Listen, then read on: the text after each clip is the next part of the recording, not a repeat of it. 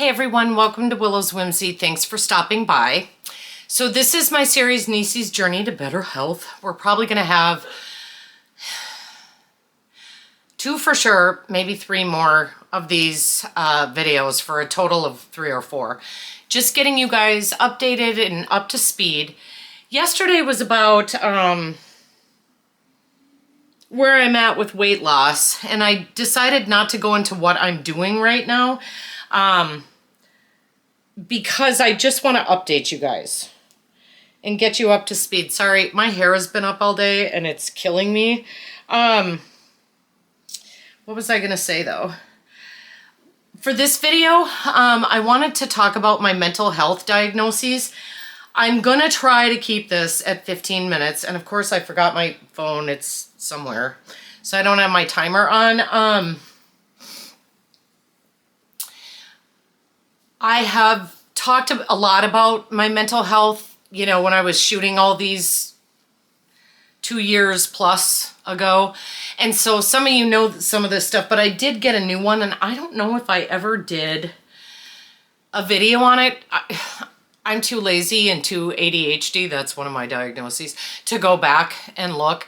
So I want to go over everything and save the big E for last because, like I said, it's a scary diagnosis, and some people are, when they hear about it, who don't understand what it really is, go, oh my God.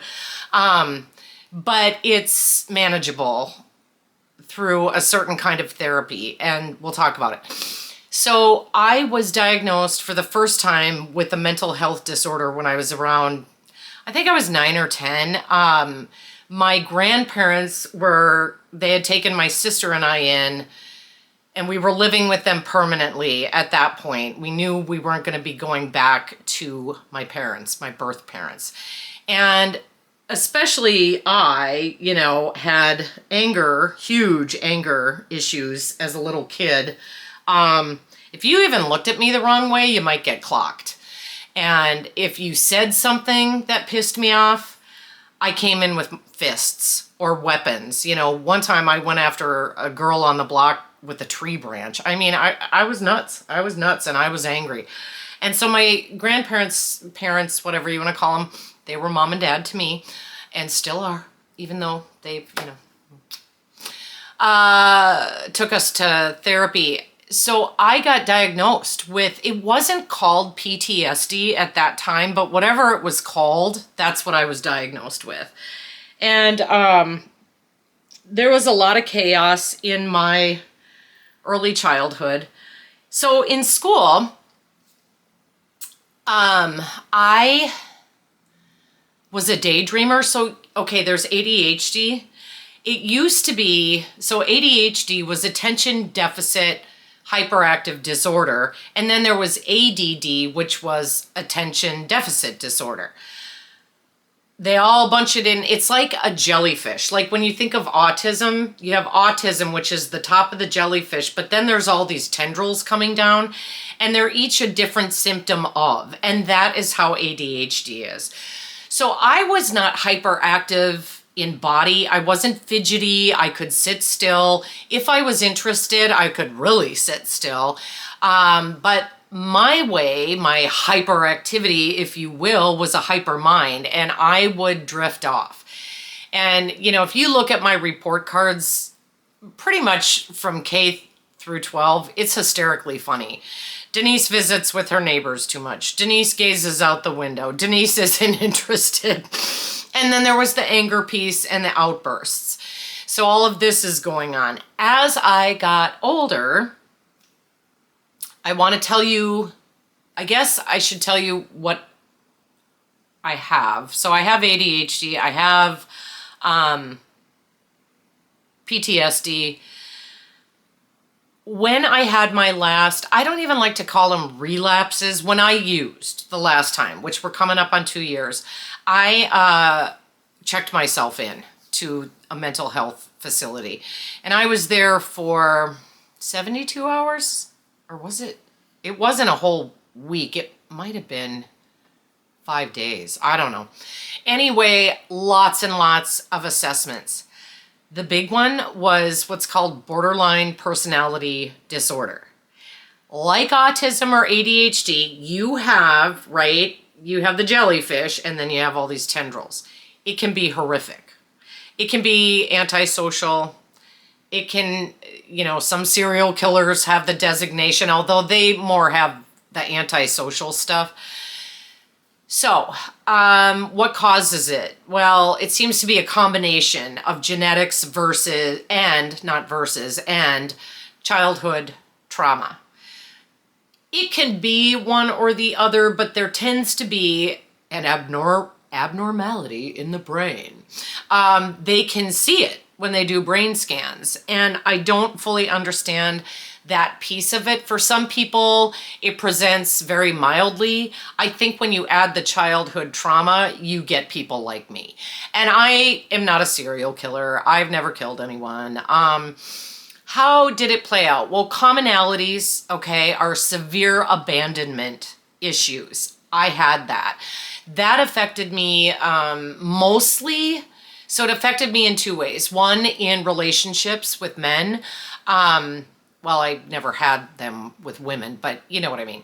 Romantic relationships. How do I say this? We have to keep this under 15 minutes. Basically, if someone liked me, then I wasn't interested, or I did everything in my power to push them away. Then, when they left me, I would play the abandonment card, the victim card. Oh, what he did to me, and he's awful, and blah, blah, blah. If I really liked someone, it could go into obsession. And when you coupled that with drinking, I will tell you some of the stories someday. This is one of the reasons I decided to stop pursuing relationships. That coincided, you can't even really call it my last obsession, coincided with menopause. So the hormonal change and that obsession, I hit bottom and I'm like, I'm done. And I haven't been with anybody in forever. And so, the second piece, because I always picked men. I don't want to sit there and say these men, I don't do that anymore. Like, oh, they were horrible.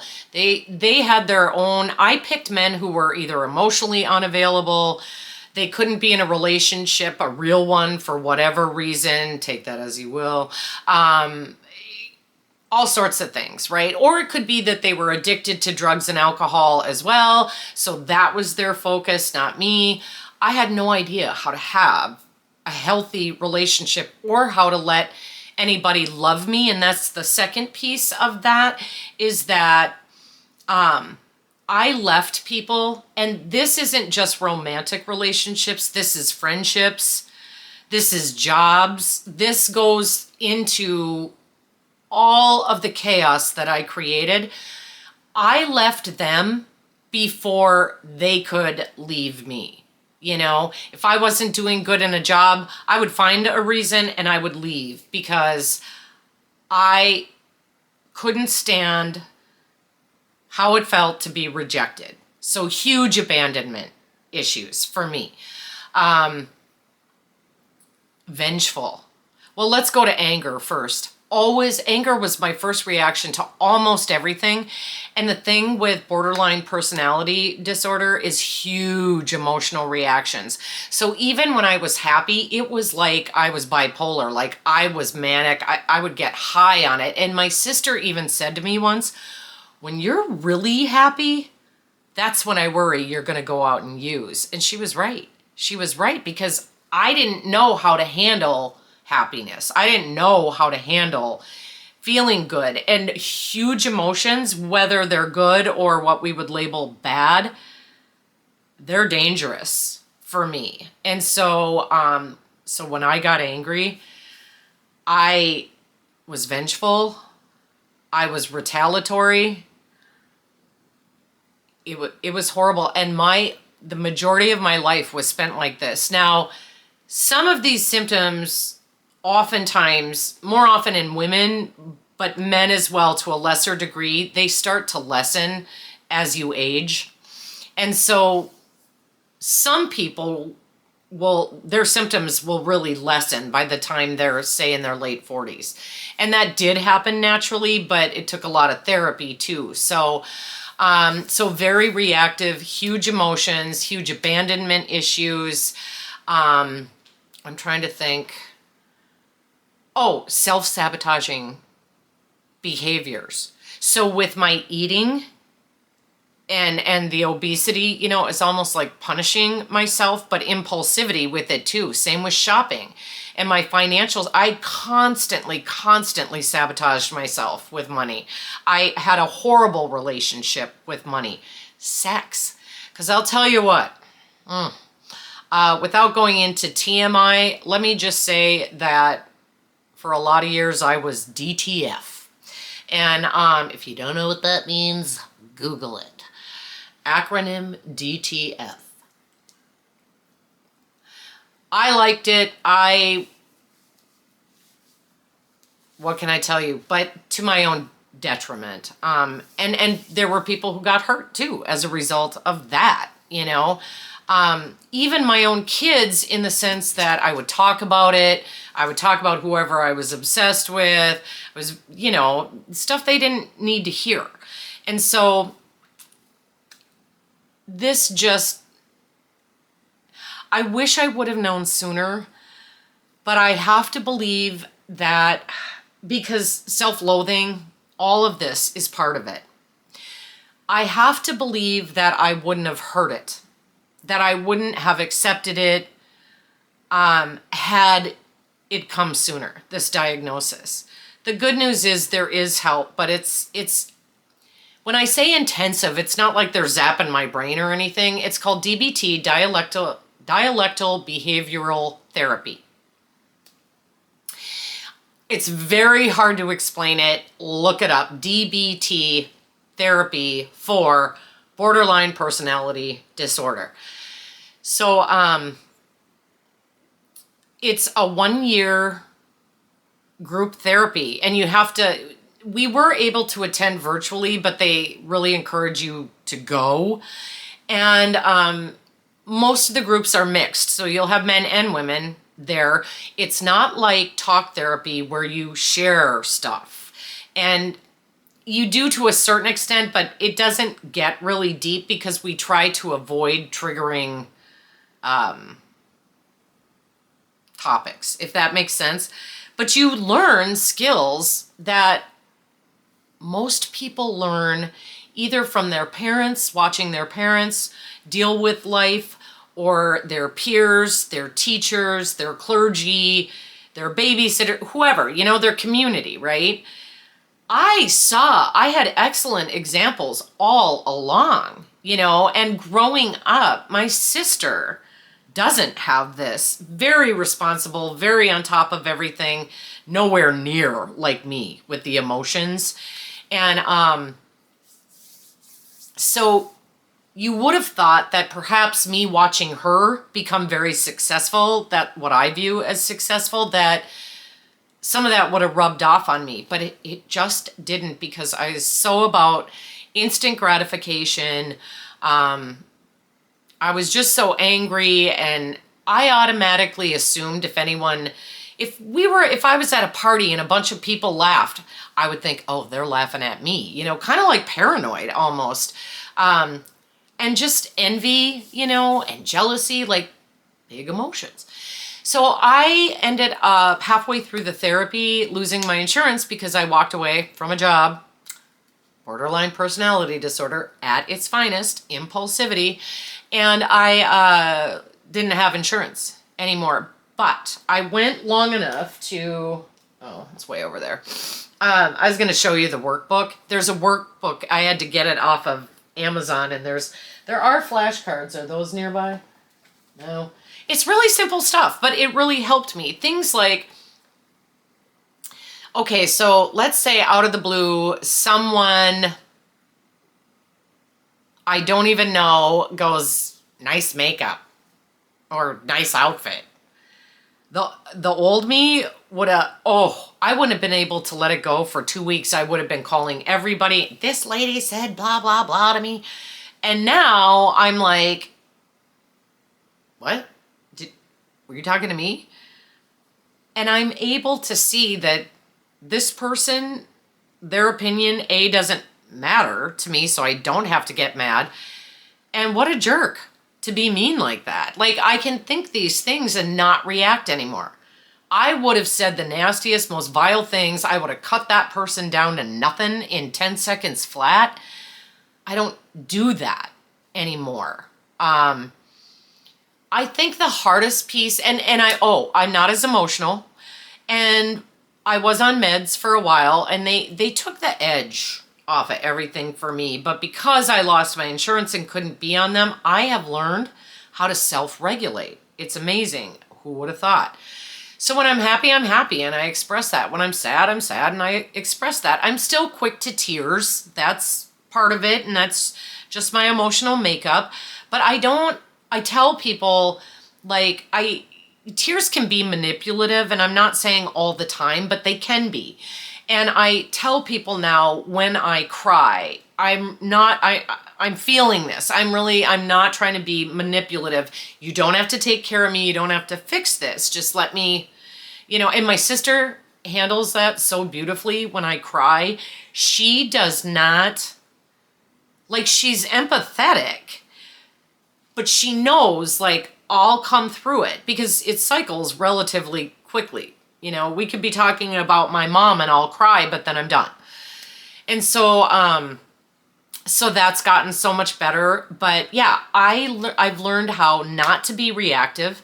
I've learned how to an extent, stop and think things through. My finances have gotten so much better in the sense that I don't do the impulsive buys anymore.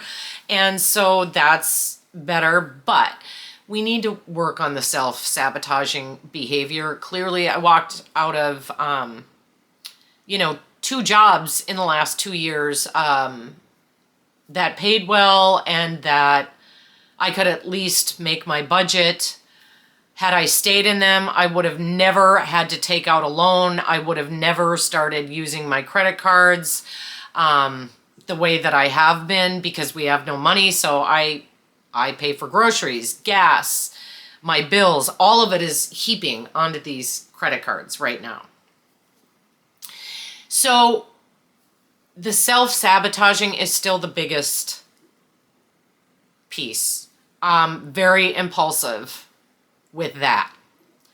I believe I will be good with money once I get a job and like on a consistent basis. So I wanted to share that, and then just very quickly. So everything I talk about, whether it's what I'm eating, weight loss, exercising, being financially responsible, all the things I do to make myself feel better, like meditation, affirmations, what I take to help me sleep, what I don't know, all of it, right? Consistency is key, and that can be hard for me. I also have a little bit of OCD, and like even these videos, I can shoot them over and over and over and get lost in it. And I'm not sure what my point was, but I guess just that all these things come in and affect me, and it can be overwhelming. It can be overwhelming. And I just believe do as much as you can and make it a habit. So I do meditate every morning. That in and of itself doesn't change a lot. But when I put my happy light on while I meditate, when I go for a walk every morning and I have my AirPods in and I play these affirmations, they say them twice and then I repeat. And it's about a 16-minute long thing. I'm just saying when you do all this together, then it starts to make a difference. And so consistency is key. Don't do it all at once because I get overwhelmed. I'm great out of the gate and then I go, and so incorporate new things, but one at a time so that you can really feel like, does this feel like it's part of my getting better groove, So I just wanted to share all that with you. So when I go into these other videos, you kind of have a background and you kind of know, like, I don't want to use any of this as an excuse for past behavior. It is an explanation. I will probably have to do this work for the rest of my life, and that's okay. It all overlaps. It's all about consistency. It's all about having a little bit of faith, a little bit of belief in the universe, whatever you choose to call God or not, you know. Sometimes if you don't believe in a God, or you don't, I don't believe in religion, period. Goodbye, get away from me. Don't like that. But I do have a spiritual belief. But some people are atheist, and that's fine too. But just believe then. Like, you can still have faith that everything works out the way it's supposed to. You know what I mean? And that's a part of positivity. And positivity takes practice too. Oh my God. So I'm going to shut this down, you guys. Thank you for hearing me out. It's hard talking about the borderline personality because people get scared when they hear that term, and they think it means something it doesn't necessarily mean. It is one of the ones that's scary for people. But I'm not antisocial, and I'm not, like I said earlier, I assure you, I've never killed anyone. I am not a serial killer. Nor do I ever aspire to be one. So please give this video a thumbs up. Let me know if you feel comfortable in the comments, what you deal with or what you do to work on your mental health stuff. Like, that's so cool. So if you would like this video, if you would subscribe to my channel, if you would hit the notification bell and comment, I would love that. And I'll be back tomorrow to talk about insomnia, because that's a big thing. Like I said, all of this overlaps, right? And that has been hell on earth for 5 years now, and kind of finding my way through that too. So, all right, you guys, thanks so much. I will see you tomorrow. Mwah!